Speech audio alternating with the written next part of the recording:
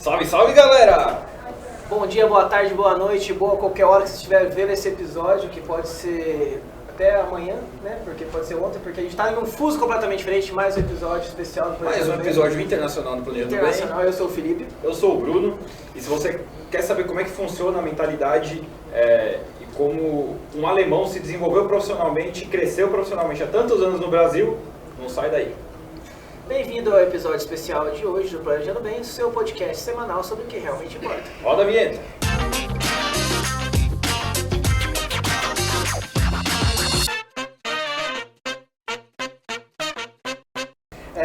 Brunão, antes da gente começar a falar sobre toda essa evolução que você falou aí antes da vinheta, eu queria mandar um salve, um abraço caloroso para o nosso patrocinador, a GRC Consultoria, que aparece magicamente o QR Code aqui para você apontar a sua câmera e acessar o contato com eles, que ali talvez seja uma oportunidade que você tem de ter um trabalho realmente com propósito.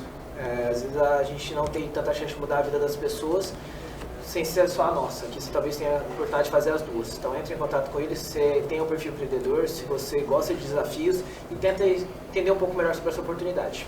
Show? O nosso site, planejandobem.com.br, lá você tem acesso a todos os episódios do Planejando Bem, o nosso trabalho, além do podcast, e acesso à nossa planilha, onde você consegue simular a sua aposentadoria. E você coloca lá quanto você vai guardar por mês, o quanto que isso vai te gerar de renda no futuro, e aí você consegue ter uma noção de quando você pode botar o pé no freio em relação ao trabalho e poder descansar um pouco mais. Certo? Recados dados? Recado dado. Vamos lá. Ele, agora eu vou passar, diretor da empresa... Boa sorte, gente. Nest. Não, de novo. Não. Foi De errado, novo? foi ruim. Eu tenho 3 tentativas. Tem.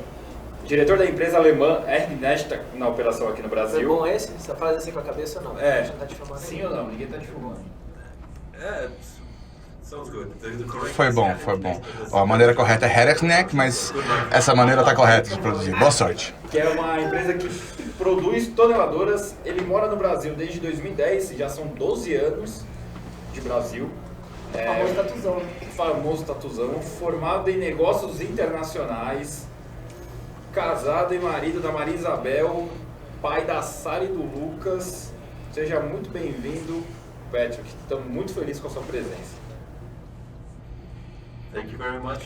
Muito obrigado por me receber aqui. Eu tô muito animado por ser o convidado aqui no podcast. Não no podcast, mas na vida de vocês. Como é que vocês chamam isso? Eu chamo amizade. Ok. Tá bom. Even happier then. Mais feliz ainda. Patrick, vamos lá. Cara, eu tenho que te fazer essa pergunta porque eu nunca Acho tive a que você não chance queria, mas- de perguntar isso para um alemão. Onde você estava no dia 8 de julho de 2014? O clima tava gostosão. E como você se sentiu no fatídico dia que a Alemanha enfiou 7-1 no Brasil na Copa do Mundo? Você tá longe de casa, tá? Te lembrar isso. Well, I was Olha, eu estava em São Paulo, apartment of some friends. no apartamento de uns amigos com a minha esposa, e foi um momento muito tenso, porque tinham 7, 8 brasileiros, todo mundo Sorry for the word shit. falando, desculpa a palavra, mas falando merda pra mim. Honestly, like, oh, we're gonna destroy you. You have no chance. A gente vai te destruir, a gente vai destruir vocês não tem chance, a gente vai ganhar. E aí o jogo começou, e quando acabou eu tava pulando, falando chupa, chupa. E aí 2-0, comecei a comemorar, 3-0, eu comecei a ficar quieto, ixi, é melhor calar minha boca. E aí no 4-0 eu fui na cozinha, eu saí onde estavam todos os brasileiros, e aí começou a ficar engraçado, porque aí os brasileiros, como que vocês podem chamar, eles têm esse dom de quando a situação tá ruim, eles podem fazer piada de tão engraçado que fica. O brasileiro ele gosta de rir da própria tragédia. Já são mais de 500 anos fazendo isso. Então, Achei muito bom nisso, cara. foi um dia bem triste. Não pra todo mundo, né? Pelo jeito. No, not for everyone, but Não pra todo mundo, mas a minha parte preferida foi quando a equipe da alemã faz mais gols do que a fabricante, do que a Volkswagen. E eu achei essa bem engraçada. É sarcástico, né? É engraçadão, né? Seu humor alemão. Tem outra pergunta desse dia. que eu vou te fazer. Você acha que a Alemanha tirou o pé no segundo tempo? Ela Você diminuiu. faz isso com você. Oh, absolutely. Ah, com certeza. Eu não tive a chance de perguntar essas coisas para um alemão.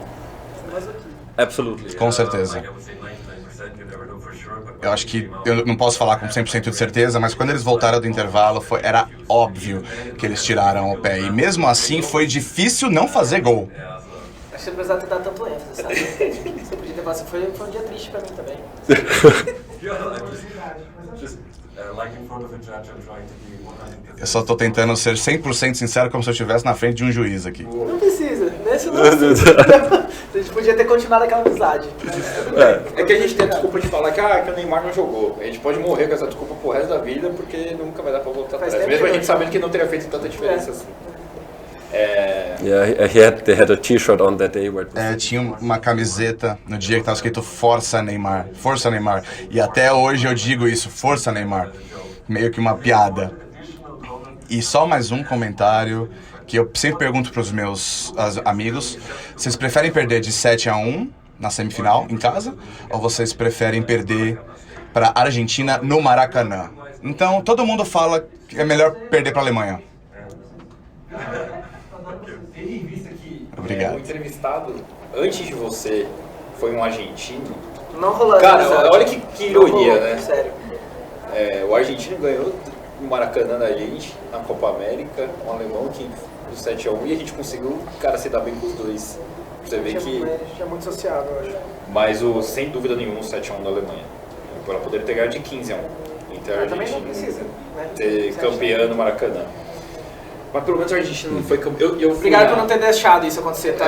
Fico feliz de torcer exato. pra vocês. Exato, porque pô, a Argentina ser campeã Fui da Copa muito do mulher de Mundo aqui- malandro naquela final de Copa. Nossa, não, eu fui no Maracanã e, cara, eu pintei assim, minha cara de amarelo, branco e vermelho e não tava nem aí. Falei, pô, não tem como torcer pra Argentina num lugar desse.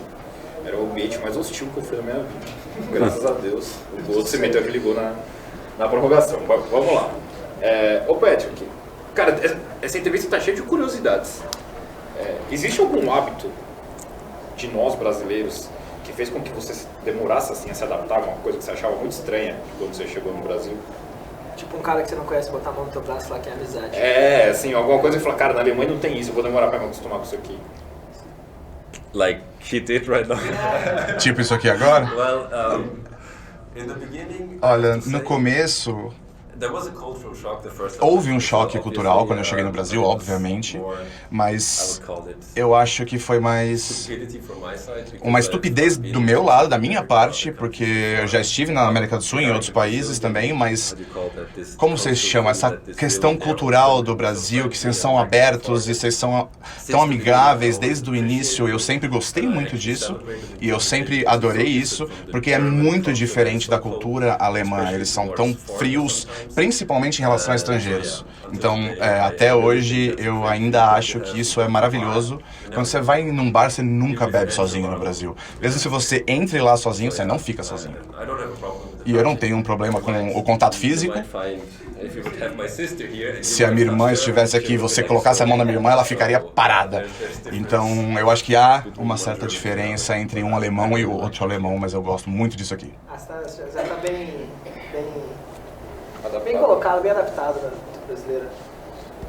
Obrigado, viu, Maria Isabel, por isso, tá? Vamos agradecer a todo mundo, gente. A Maria Isabel foi quem trouxe esse homem maravilhoso pra cá. Cara, você acha que Muito obrigado. essa facilidade que o brasileiro tem em se comunicar, vamos colocar assim, ajudou na parte profissional quando você veio pra cá, na parte de gestão de time, de execução de projeto? Essa particularidade do brasileiro ajuda? Again, to be fully honest, Para ser 100% sincero, ajuda muito para entender e para valorizar isso, porque normalmente os alemães que vêm para o Brasil, eles ficam às vezes incomodados com esse tipo de comportamento. Eu lembro o primeiro ano que eu estive aqui, eu trabalhei numa empresa de consultoria alemã, então eu tinha clientes alemães em contato com clientes brasileiros e a gente tinha reuniões e falava sobre futebol, política, esse comportamento padrão brasileiro, e os clientes alemães ficavam meio nervosos, mas a gente tem que pegar um avião, por que a gente não vai logo direto ao assunto? Calma, se você começar a falar de negócio agora, você vai estragar a reunião, não faz isso. Então, os alemães até agora que moram no Brasil, eles ainda sentem que eles estão numa reunião importante, eles ficam tensos e eles não gostam. Quando você conhece alguém, você encosta no braço, no ombro, ou alguém encosta na barriga, assim, oi, como você tá? E essa barriguinha? O alemão fala, que é isso? Tá acontecendo? Não me encosta. Então não pode falar da barriguinha. Então não pode encostar na barriguinha. Ah, tá. Uma pena. Caraca. Mas você acha que desde o começo, quando você veio pra cá, você já conseguiu fazer isso? Você já tinha mais facilidade com outros amigos seus? Tipo, a sua irmã, você falou que ela tem essa dificuldade, né? Mas você acha que você... A gente tem que agradecer a Maria Isabel isso também? For sure she had a part in that. Com certeza ela tem parte nisso, ela me preparou muito bem para essa transição. Nós moramos juntos quase 3 anos na Alemanha, então eu sabia muitas histórias e você tenta se equiparar a elas, mas foi muito fácil para mim porque eu acho que eu gosto muito disso e desde o início sempre teve muitos churrascos e cerveja e calor e pessoas e você vai na praia e tudo isso junto, é tipo, como não gostar disso? E você sempre faz isso com os amigos, é muito fácil. Muito fácil. E você tem que adaptar isso à sua vida profissional, o que torna ainda mais fácil, como eu sou alemão, porque os brasileiros, digamos, os meus clientes brasileiros, eles sempre, eu sempre sinto que eles valorizam a minha maneira alemã de ser pontual e de ser 100% sincero em relação a tudo e que eu tento fazer tudo 150% correto, mas eles gostam do meu jeito brasileiro, que às vezes eu faço umas piadas bestas e eu tento aliviar um pouco a situação, o clima, então essa mistura sempre ajudou até hoje. E eu espero que no futuro isso continue ajudando no meu trabalho. Fizeram um intensivão de BR com ele. Caraca, eles soltaram o BR Pack pra ele de cara. Eles criaram o profissional perfeito, a pontualidade e o ceticismo do alemão com a malícia brasileira, tudo numa pessoa só. Cara, maravilhoso. O maior avatar possível parabéns que eu podia criar no corporativo. Ô Patrick, deixa eu te perguntar um negócio. Você comentou no bastidor que você já trabalhou em vários projetos em vários países. Quais os países que mais se assemelham ao Brasil na facilidade de conseguir tocar um projeto para frente e fazer ele se concluir? Entendi facilidade. Não é esse tipo de facilidade, tô falando de comunicação, tô falando de conseguir executar o projeto bem, não tô falando de não. Olha, para ser sincero, não tem nenhuma experiência similar como a do Brasil. O Brasil é único. Como eu disse antes, fizemos a maquinaria do metrô de Quito, a linha 1, e eu trabalhei na Tailândia, abri uma fábrica lá que culturalmente foi completamente diferente. A cultura asiática não dá para se comparar ao Brasil, e quando se trabalha na Alemanha ou até no Equador, não dá para comparar. Não, é muito diferente. Os brasileiros têm a própria maneira de fazer as coisas. E nós temos clientes brasileiros gigantes, como eu falei. Trabalhamos com a Odebrecht, com a Marco Correia, fazer o metrô no Rio de Janeiro, em São Paulo, Andrade Gutierrez. Não, em Rio foi Queiroz e a Camargo foi aqui no Brasil, e muitos outros clientes. E é muito bom fazer projetos com clientes brasileiros, porque, como é que eu posso falar? Eles estão no seu nível, eles não querem brigar, eles querem arrumar soluções e fazer as coisas acontecerem. Em outros países, em países asiáticos, é diferente. Na minha opinião, é mais difícil. Porque a cultura é tão diferente. Como estrangeiro no Brasil, você é aceito. Eles ficam até curiosos, as pessoas querem... Não tem nada contra você. E nos países asiáticos, a sensação que eu tenho é que eu sou sempre o cara de fora, principalmente na Tailândia. Os tailandeses, eles têm a vida deles, 1 ou 2 amigos, mas a vida deles é basicamente de estrangeiros e expatriados. E a gente não tem isso aqui no Brasil. Então, o meu círculo social é de 99% brasileiros. Não tem muitos alemães no meu círculo social. Profissionalmente, sim, mas socialmente, no círculo pessoal, não. A gente falou um pouco no começo, né, Pedro? O Nord, ele usou a expressão que não é tão popular assim para falar das coisas que vocês fazem na empresa de vocês, mas é que eu gosto muito mais de falar que vocês são os responsáveis pelo statuzão, né? Que fazem os buracos do metrô, né? E aí a gente estava falando sobre isso, você falou que também tem uma coisa muito legal, além disso, né, eu tenho que agradecer quando vocês que tem metrô perto da minha casa agora, né? Que passou ali no Brooklyn, então obrigado por isso também. O metrô muito bom, não sei se já andou nele, mas é excelente metrô. Ainda da inauguração, não sei se andou outra vez. Mas você falou pra gente que além disso, você fez um negócio, a empresa de vocês também está responsável por um negócio muito legal, que pra quem é de São Paulo e tem a possibilidade de estar aqui há alguns anos, consegue perceber uma diferença gritante, que é a despoluição do Rio Pinheiros, né? Vocês estão nesse projeto também. Fala um pouco sobre isso aí, você acha que vai demorar muito para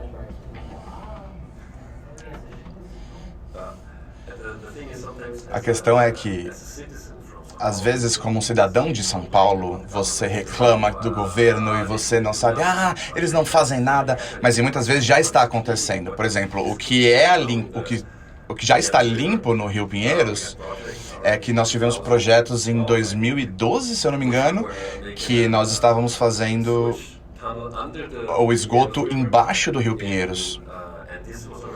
E isso já estava relacionado a essa limpeza do Rio de Janeiro, do Rio, que ajuda a manter o Rio limpo. Então, estamos fazendo isso há 10 anos. E são as pessoas que vocês não veem quando você está fazendo um túnel embaixo da terra. Mas eles veem agora que está limpo e depois de muitos anos de reclamação, ninguém está fazendo nada, está sujo, mas demora. E também há muitos projetos relacionados ao Rio Tietê. E o que as nossas máquinas fazem, há muitas maneiras de fazer túneis e várias máquinas diferentes, e na maioria das vezes você tem um túnel de concreto, um tubo de concreto, e é chamado de checking frame, em inglês a palavra em português é escravador, e você empurra e você tem a máquina tuneladora na frente, você continua empurrando, colocando mais tubos e empurra a TBM para frente até você alcançar o poço. E com essa tecnologia aqui, normalmente isso é para menores distâncias, mas já fizemos até 600 metros com isso. E é uma tecnologia incrível. As pessoas não sentem o que está acontecendo, é muito seguro. E eu preciso, talvez, dá para perceber, eu tenho muito orgulho de trabalhar para essa empresa. Estou há mais de 10 anos nisso e os projetos são uma loucura. Aqui em São Paulo, a linha 5 do metrô, por exemplo, a linha Lilás, foi a primeira vez que eu entrei numa máquina dessa, numa tuneladora. E você não faz ideia de como é entrar numa máquina dessa. É tipo, uau!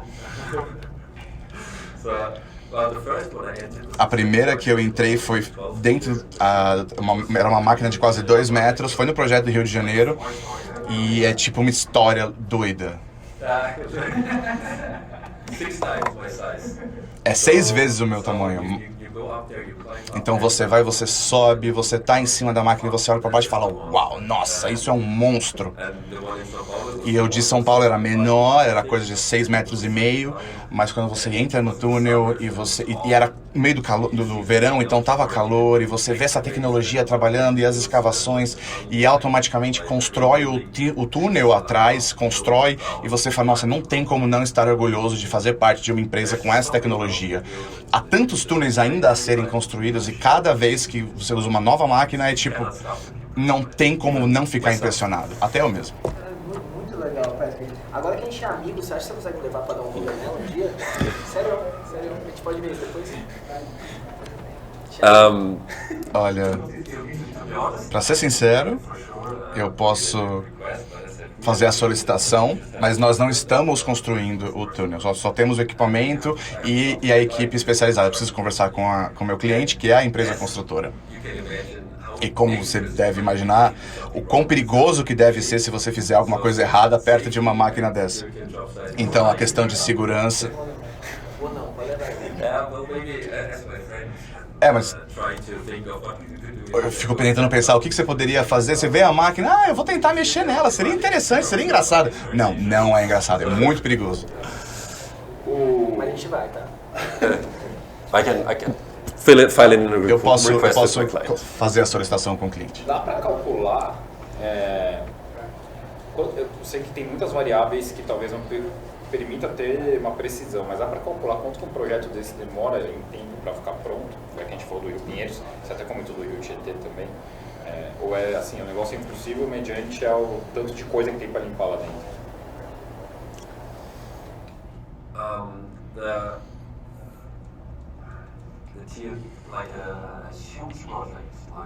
Como um projeto gigante como a ITS-7, por exemplo, do Rio Tietê, que é perto da área do Tietê, depende de muitos fatores. Normalmente, quando você faz trabalhos, por exemplo, como a Sabesp, é incrível de ver o quanto que eles são bons e o que eles fazem.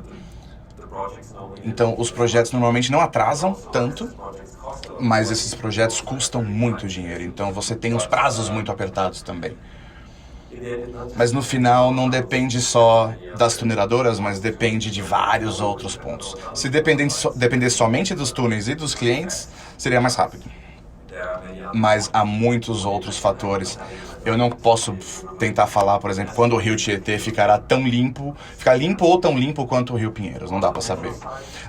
Pensando em metrô, normalmente é muito caro construir algo assim.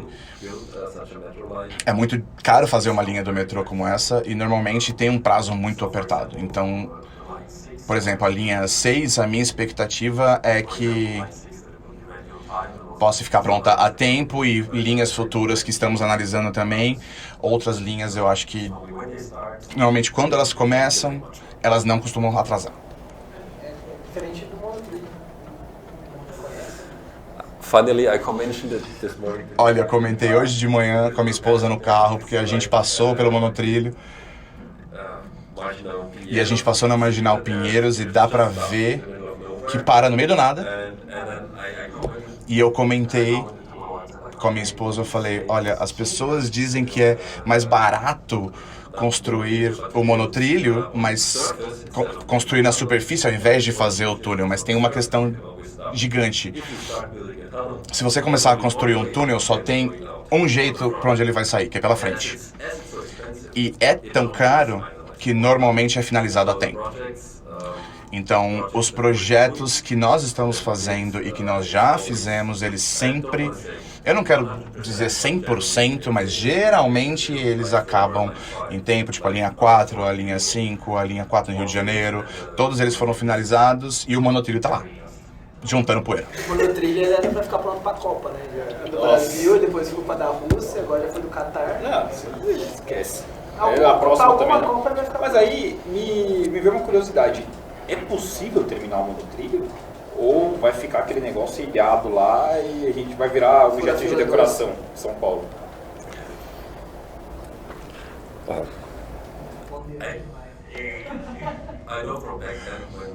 Eu sei que com o Andrade Gutierrez, quando eles ainda estavam envolvidos na construção, e eu posso lembrar a briga nos jornais, que eles queriam cancelar o contrato, e a CPTM ou o metrô...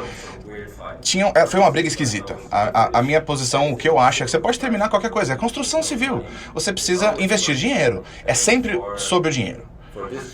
E para esse tipo de trabalho na superfície,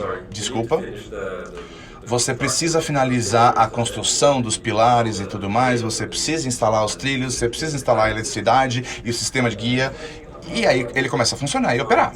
Então, por exemplo, a linha 4 é um exemplo, você construímos o túnel, não todas as estações já estavam prontas, mas já começou a operar. Eu acho que tinha umas 3 ou 4 estações faltantes. E você investiu mais dinheiro, você construiu as outras estações e estava tudo certo. Então, sim, com certeza podemos terminar.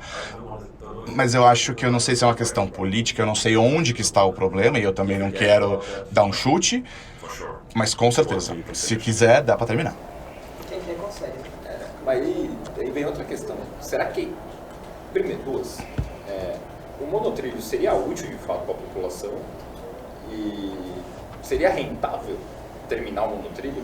Porque até que ponto ele pode de fato, ou poderia, né, já que se é que ele vai ser terminado um dia, trazer facilidade de mobilidade para as pessoas aqui em São Paulo? Em São Paulo, eu tenho quase certeza que nós temos uma falta de infraestrutura, a infraestrutura necessária no metrô, para o monotrilho. Então, qualquer quilômetro adicional que você possa terminar e entregar para que as pessoas de São Paulo possam usar, será bem-vindo. Então, sim, com certeza, se você consegue conectar qualquer área remota, e não necessariamente conectar a uma linha, mas conectar a todo o sistema de CPTM ou metrô da cidade de São Paulo, Então, sim, eu acho que com certeza seria útil, necessário, e qualquer pessoa que decidir não utilizar um carro e utilizar o transporte público, que não é necessariamente ônibus, mas o metrô ou o sistema da CPTM diminui o trânsito, diminui a poluição e também é para a pessoa poder utilizar de uma forma mais barata. Então, sim, temos que construir muito mais e é muito bom para a população de São Paulo. Quem já teve a possibilidade, né, você que já fez projeto em vários países, né? Você vai, principalmente na Europa, que eu acho que é muito mais consolidado, né, a parte de metrô. É bizarro, tanto que é muito mais fácil se deslocar pela cidade. Agora é Nova York. Nossa, desculpa. Não. Não, é porque Nova York você vai de uma ponta a outra, tipo, você faz tudo de metrô, você não precisa ter carro lá. O parque, pô, São Paulo, se tivesse a mesma facilidade, cara, se tivesse 30% da facilidade que tem lá, a quantidade de carros que teria circulando seria muito menor. Não, e quando você olha para São Paulo, você vai para outras cidades que também tem metrô, tipo Rio ou BH, você sabe que BH tem metrô? Não sabia. Tem gente de BH aqui na plateia, eu acho que eles sabem que BH tem metrô. Só que o metrô de BH leva de nada para lugar nenhum. Excelente metrô, excelente metrô. Você sabe esse metrô lá de BH? Ele leva de lugar nenhum para nada. Você tem as duas estações. Então, tipo, falta muito. Então, por mais que esses lugares ainda tenham alguma coisa, tá muito, muito longe do que São Paulo tem. E São Paulo tá muito na frente, por mais que o cliente ainda falta bastante. Posso só fazer um comentário em Belo Horizonte? Eu não sei se vocês sabem, mas houve uma concessão recente lá e a empresa que assumiu a concessão agora tem que construir a linha 2 em Belo Horizonte. Então isso vai acontecer nos próximos anos. Vai existir, vai acontecer. Então ela vai de nada para algum lugar. Não, já vai. Agora vai ter uma terceira opção, que é lugar nenhum. Vai ficar perto antes que vai ficar pronto mais rápido que o monotrilho, com certeza. Com certeza que a gente tem. Very likely, yes. Bem provavelmente. Que tipo de projeto que você fez fora daqui do Brasil? Você comentou a Tailândia, o Equador.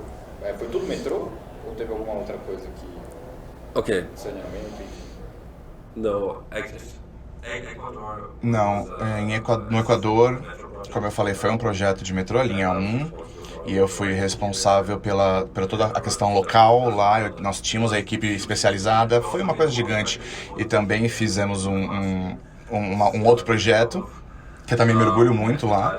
E na Tailândia eu fui enviado para lá para abrir um workshop.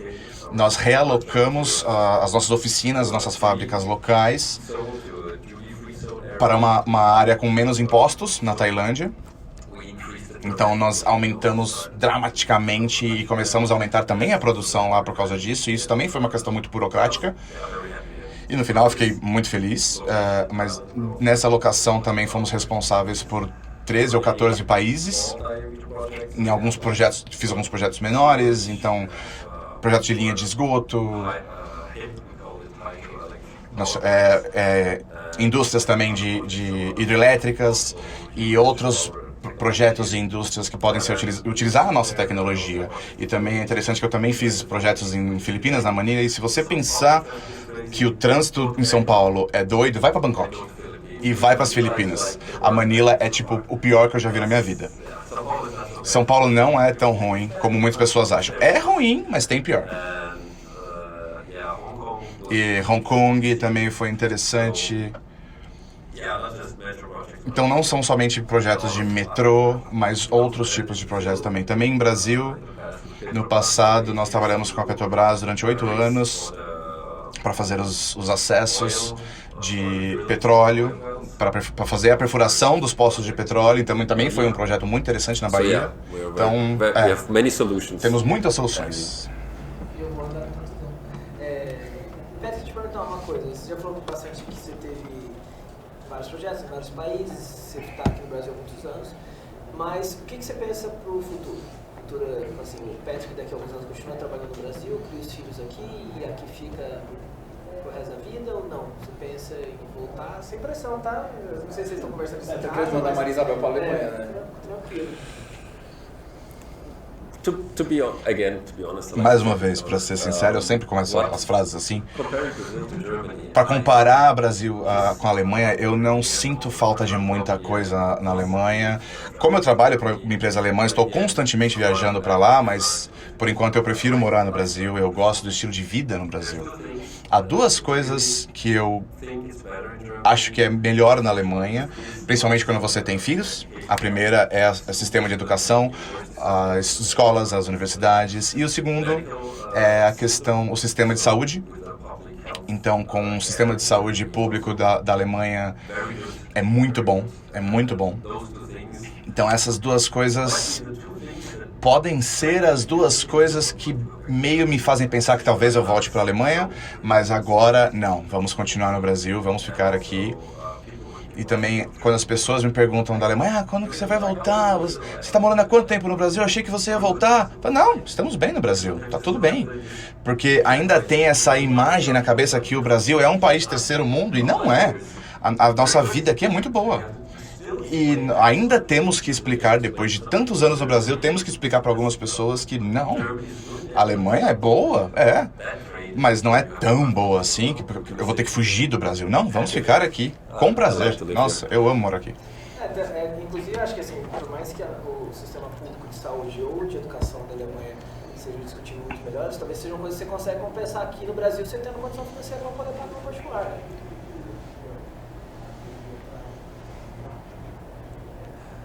Yes, but in the end. Sim, mas no final das contas é um benefício que somente algumas pessoas podem bancar isso. Eu posso bancar, sim, mas se você olha para a sociedade, uma pequena porcentagem pode, e isso não pode ser a regra. E mesmo se você pode pagar isso, você tem que estar próximo de onde a escola especialista está, porque o Brasil é um país gigante. E se você mora no interior de São Paulo, fora da cidade, quanto mais longe você está da cidade, mais difícil fica de você ter acesso a esse tipo de educação especializada e de alto nível. Então, temos planos de saúde privados e vocês têm os médicos e hospitais que nós podemos ir, mas também estão limitados a alguns procedimentos. Se você precisa de um especialista muito bom, você tem que pagar um extra. Eu sei que o pediatra das minhas crianças a gente paga por fora, mesmo tendo o seguro. Então, é claro que há a chance de você também ter esse seguro de saúde, mas não é comparável com a Alemanha. E no final das contas, você tem que estar preparado. Se tiver alguma coisa séria, você tem que pagar do seu próprio bolso. E talvez uma grande comparação ou uma grande diferença do Brasil e da Alemanha é o quanto que você tira do seu salário bruto comparado ao salário líquido. Na Alemanha você tem 40% a 50% da sua renda é deduzida. Você paga imposto de renda, você paga seu seguro de saúde, seguro de vida, e você recebe, digamos, 50% a 55% do seu salário somente líquido. Porém, pelo outro lado, você não paga por escolas, você não paga pela segurança, digamos assim, que aqui também é um fator.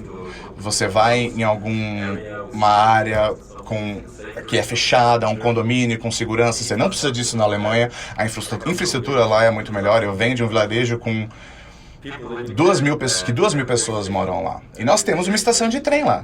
E dessa estação de trem, fazendo uma baldeação, você pode ir direto para o aeroporto.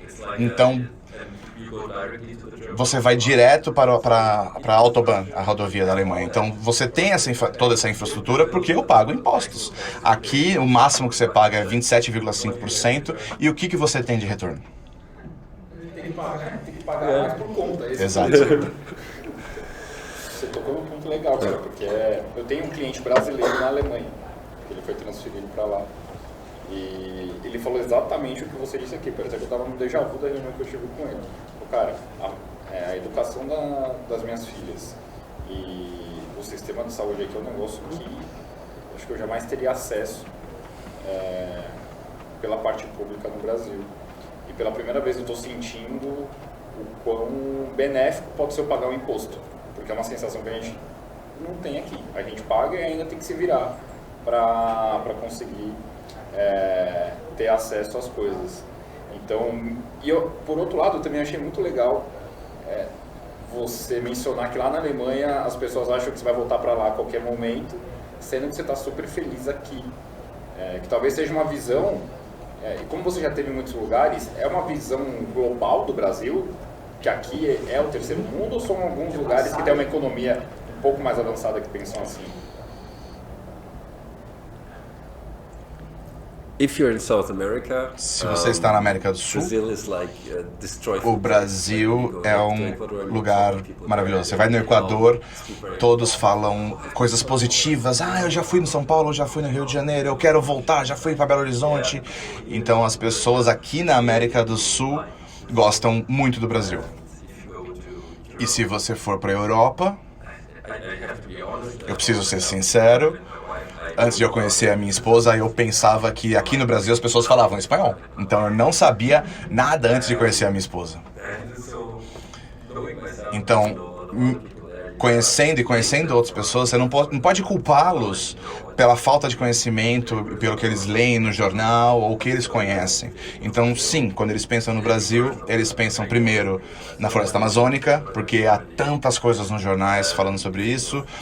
Eles pensam nas praias, que são ótimas, e que o Brasil tem uma costa gigantesca, caipirinha, isso aí qualquer alemão conhece a caipirinha. Então essas são as coisas que estão conectadas ao Brasil. Mas quando os meus amigos vêm para cá e vêm nos visitar em Brasil e viajam um pouco com a gente, eles já voltam com outra mentalidade, porque eles conheceram brasileiros e eles sabem que é uma cultura incrível. Eu também penso, por exemplo, a comida brasileira. Quando eu estou no Brasil, eu não sinto falta da comida alemã. Às vezes, quando eu quero alguma coisa, a gente pode comprar várias coisas aqui em São Paulo, mas mesmo assim eu não preciso. Mas quando eu estou na Alemanha, depois de uma semana na Alemanha, eu sinto saudade da comida brasileira. Então eu acho que as pessoas têm que vir para cá e ver e sentir e viver para conseguir entender o Brasil. E eu não quero generalizar, mas também pode ter algumas pessoas na Europa ou na Alemanha que podem simplesmente se sentir melhores, porque eles são alemães, eles moram no melhor país do mundo, não sei o quê, eles têm o nariz um pouquinho para cima, arrebitado, então eles falam do Brasil, eles não conseguem evitar, mas é só eles se aproximarem um pouco mais, principalmente as pessoas que já viajaram para o exterior, para a Ásia, para algum outro lugar, ou para a Índia, eles vêm para o Brasil e eles ficam pasmos. Tá felizão, né? Eu tô muito feliz, cara. Eu gosto muito do Brasil e eu não imaginava que a visão... Quer dizer, eu imaginava que eles olhavam pra cá como um terceiro mundo, mas eu não imaginava o quão uma pessoa que veio de lá se surpreendeu positivamente com o Brasil. Isso me deixa feliz de verdade. Ô Patrick, a gente está caminhando já para a finaleira e você tem uma característica que muito me impressionou. Você conseguiu extrair várias experiências de lugares diferentes, espremer essas experiências e tirar a sua avaliação disso, como você pode levar isso para sua vida. E tem muita gente que eu conheço, eu acho que o brasileiro tem um pouco disso, às vezes um pouco de medo de arriscar, de ir para algum outro lugar, mesmo sendo uma oportunidade boa. Que tipo de dica ou percepção sua você pode falar para as pessoas que de repente tiveram uma oportunidade de buscar uma carreira fora daqui, ou de conhecer outras culturas e evitaram fazer isso? Como que elas podem arriscar e tirar a experiência boa de vários países diferentes ou de alguma oportunidade que ela tenha fora daqui?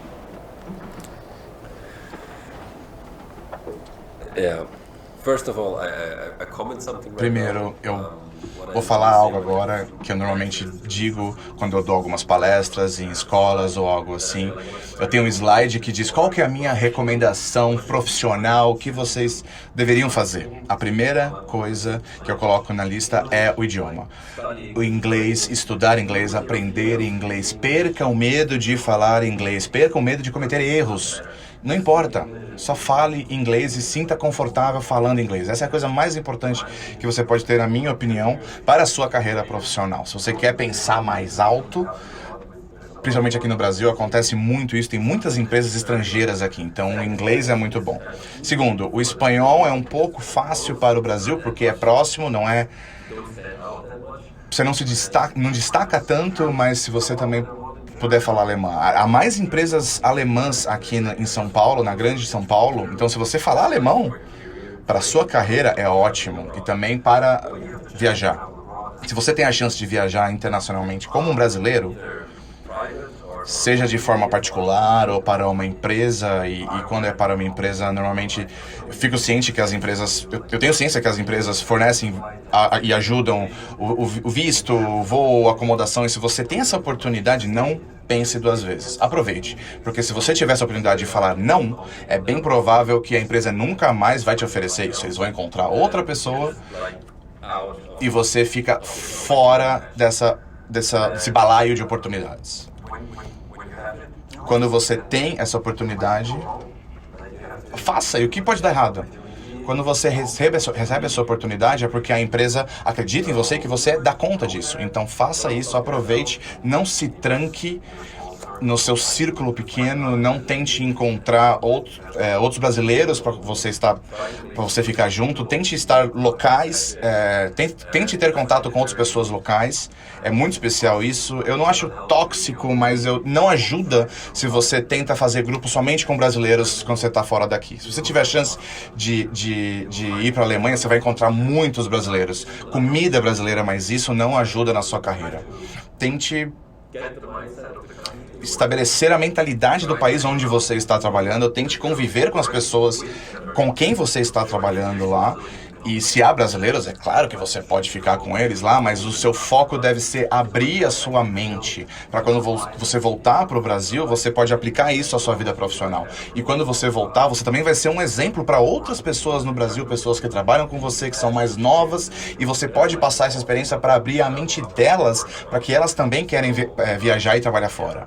Então, eu só posso dizer, se você tiver a oportunidade, aproveite. Há alguns países que não são tão divertidos para você viajar, talvez a Índia. Eu nunca fui para a Índia, mas pelo meu tempo na Ásia eu ouvi tantas histórias que eu pensei, tá bom, é um país onde eu não quero trabalhar. Pode ser ótimo, mas the feeling that I have. Eu tenho essa That sensação. would be my recommendation. Mas essa é a minha recomendação. Muito melhor que o 7-1, né? Muito melhor que o 7-1. Nossa senhora. Muito melhor que o 7-1. Eu bem menos. Bom, obrigado por... Cara, queria te agradecer muito de você ter topado vir aqui conversar com a gente. Dá pra ver que você pegou muito do calor do Brasil e, cara, essa conversa foi muito boa. E, pô, pra mim foi uma puta escola cultural. Queria te agradecer muito pela oportunidade, por ter presenteado os alunos aqui com esse bate-papo. Foi um prazer enorme.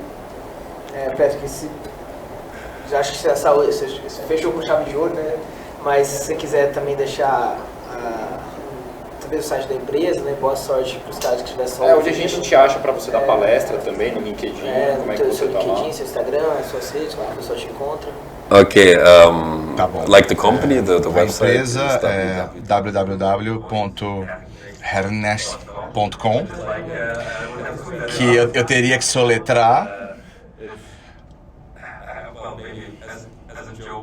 Como piada, o meu e-mail é heisman.patrick@heartland.pr. E quando alguém está no telefone e fala, me passa seu e-mail, eu falo, não, me passa o seu e eu te passo o meu depois, porque eu não quero soletrar cada letra do meu e-mail. Então, eu acabei de falar o meu e-mail também, então também podem me divulgar, vocês podem me encontrar no LinkedIn. Eu não uso tanto as redes sociais, mas no LinkedIn eu acho que não existe tantos Patrick Heisman assim.